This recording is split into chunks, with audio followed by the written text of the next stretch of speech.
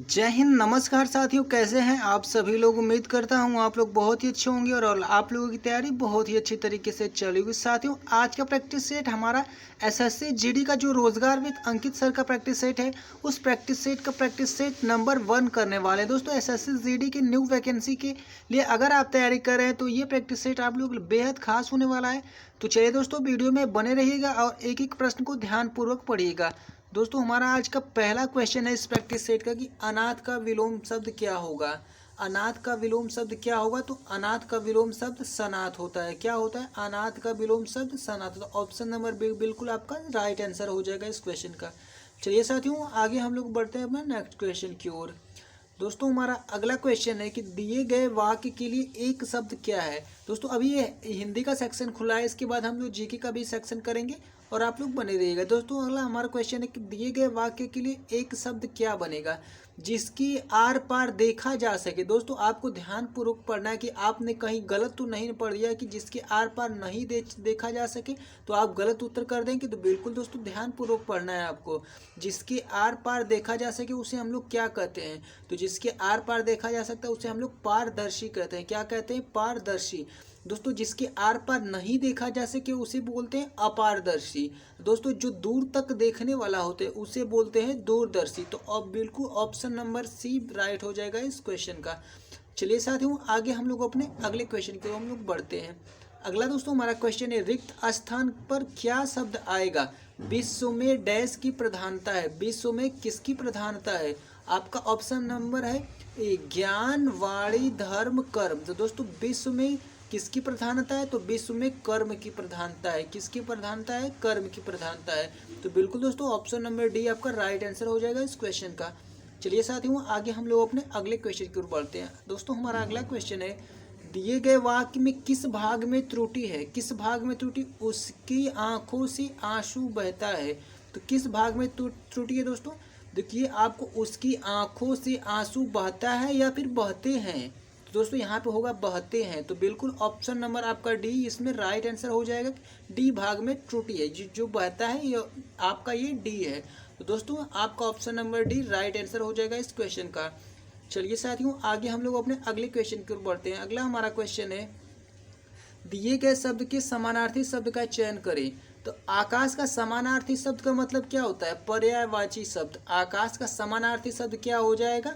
व्योम हो जाएगा। व्योम, नभ, गगन, अंबर, ये जो हमारा हो जाएगा आकाश का पर्यायवाची हो जाएगा।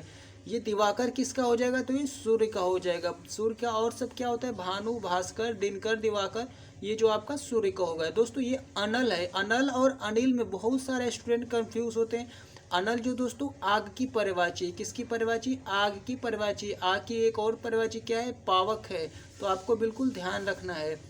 तो चलिए साथियों, आगे हम लोग अपने अगले क्वेश्चन की ओर बढ़ते हैं। दोस्तों, अगला हमारा क्वेश्चन है अपना सा मुंह लेकर रह जाना। अपना सा मुंह लेकर रह जाना, इस मुहावरे का सही अर्थ क्या है?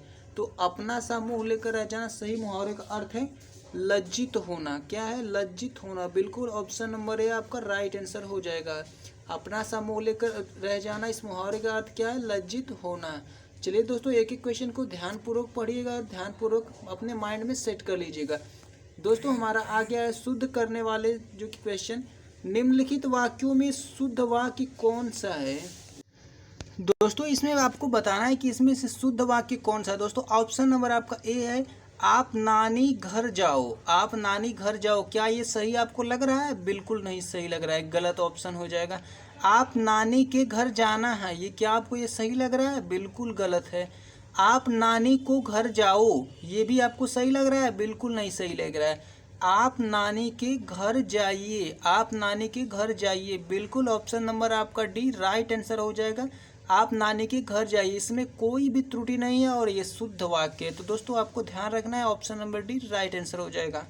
चलिए साथियों, आगे हम लोग बढ़ते हैं अपने अगले क्वेश्चन की ओर। अगला हमारा दोस्तों क्वेश्चन है पिल्ला डैश का बच्चा है। पिल्ला किसका बच्चा है? पिल्ला आपका कुत्ते का बच्चा है। बकरी का बच्चा तो हो नहीं सकता, पक्षी का भी नहीं होगा, मानव का भी नहीं। पिल्ला जो होता है छोटा बच्चा, वो कुत्ते का छोटा बच्चा होता है।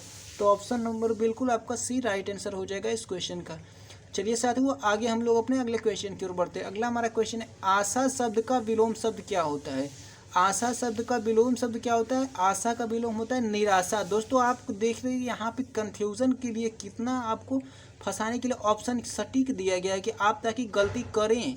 तो आशा का विलोम यहाँ पे निराश दिया, पर आपको दोस्तों गलती नहीं करना है, जल्दबाजी में पढ़ के पूरे ध्यान से पढ़ना है। तो आशा का विलोम शब्द हो जाएगा निराशा। तो ऑप्शन नंबर इस क्वेश्चन का सी बिल्कुल राइट आंसर हो जाएगा दोस्तों आपका। दोस्तों अगला हमारा क्वेश्चन है हथियार डालना मुहावरे का अर्थ क्या होगा? हथियार डालना मुहावरे का अर्थ क्या हो जाएगा?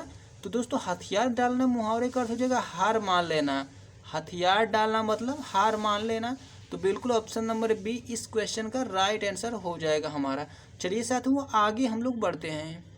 तो साथियों हमारा अगला क्वेश्चन है गोदान किसकी रचना है? इंपॉर्टेंट क्वेश्चन है, बहुत बार हर एक परीक्षाओं में पूछा जाता है गोदान किसकी रचना है?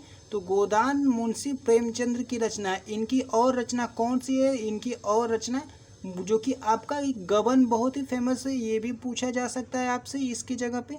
चलिए दोस्तों आगे हम लोग अगले क्वेश्चन की ओर बढ़ते हैं। अगला हमारा क्वेश्चन है सही वर्तनी वाले शब्द का चयन करें। तो सही वर्तनी में से कौन सा शब्द? क्या मनुष्य? ये सही है? बिल्कुल गलत है। मनुष्य ये क्या सही है? बिल्कुल गलत है। ऑप्शन नंबर आप एक बार सी देखिए कितना हमारा ये राइट आंसर 100% है। मनुष्य बिल्कुल ऑप्शन नंबर सी आपका राइट आंसर हो जाएगा इस क्वेश्चन का।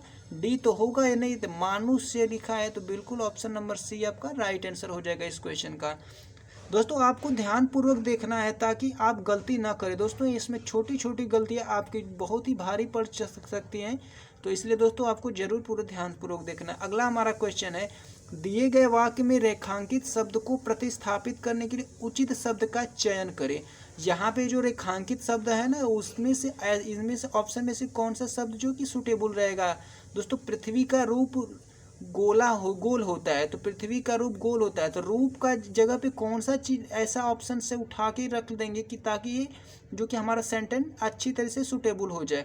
तो पृथ्वी का रूप क्या होता है? पृथ्वी का रूप की जगह पे हम लोग आकार रख देंगे। पृथ्वी का आकार कैसा होता है? गोला होता है, यानी गोल होता है। पृथ्वी का आकार कैसा होता है? गोल होता है। तो आपको ध्यान देना है, प्रारूप नहीं रखना है, आधार रखना है। पृथ्वी का आधार गोल होता है? बिल्कुल नहीं होता है। पृथ्वी का प्रकार गोल होता है? नहीं होता है।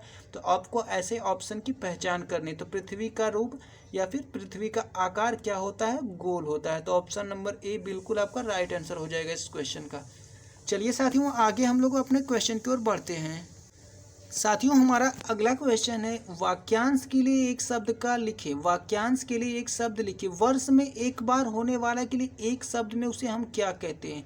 जो वर्ष में एक बार ही होता है उसके लिए हम एक शब्द में क्या कहते हैं?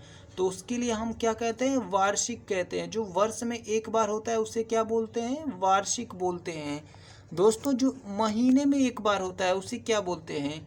दोस्तों जो महीने में एक बार होता है उसे क्या बोलते हैं? मासिक बोलते हैं। क्या बोलते हैं? मासिक बोलते हैं।